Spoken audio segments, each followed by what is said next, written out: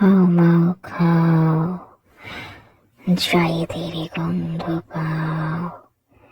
এই জায়েদ, কেমন আছো তুমি? কোথায় আছো বলো তো জায়েদ? আমি লালটু ভূত এসে গেছি। তোমাকে আজকে আমি খাবো জায়েদ, কারণ তুমি অনেক দুষ্ট হয়ে গেছো। কারো কথা শোনো না, ঠিক মতো খাও না, ঘুমাও না, পড়তে বসো না। তোমার বাবা মা আমাকে বলেছে তুমি মোটেও কিছু খাও না, শুধু আইসক্রিম খেতে চাও জায়েদ, তাই না?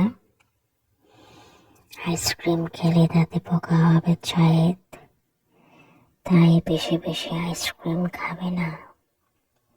বাবা মা যেটা বলে সেটাই শুনবে তুমি, বুঝতে পেরেছ?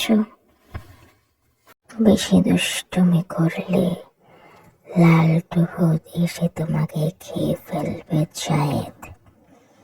আর দুষ্টুমি করবে না, বুঝেছ জায়েদ?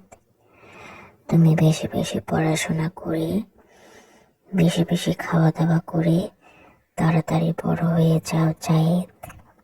তারপরে তুমি ডাক্তার, ইঞ্জিনিয়ার, বিজ্ঞানী অনেক কিছুই হতে পারবে।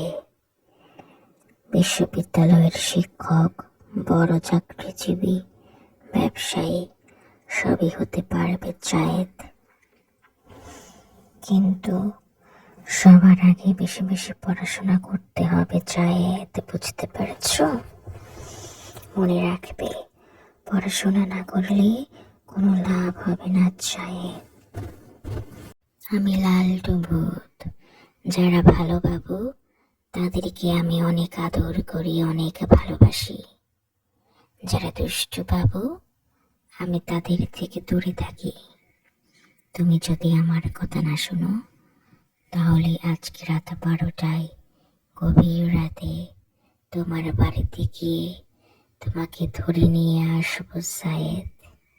তখন তোমার বাবা মা বলবে জায়েদকে দিয়ে দাও লালটু ভূত, কিন্তু আমি তোমাকে দেব না। আমি তোমাকে ধরে রাখবো আমার কাছে। তারপর আমার যখন ক্ষুধা লাগবে মচ করে চিবিয়ে খাবো। তুমি আমাকে কথা দাও, তুমি গুড বয় হয়ে যাবে জায়েদ। গুড বয় হয়ে গেলে তোমাকে ছেড়ে দেব জায়েদ। তুমি তাড়াতাড়ি বলো আমাকে, তুমি কি গুড বয় হবে নাকি ব্যাড বয়? গুড বয় হয়ে গেলে আমি তোমার বন্ধু হয়ে যাব, ব্যাড বয় হয়ে গেলে আমি তোমাকে ধরে চুপ করে খেয়ে ফেলবো জায়েদ। মনে রাখবে, লালটু ভূত ভালো বাবুদের বন্ধু, পচা বাবুদের দুশ্মন।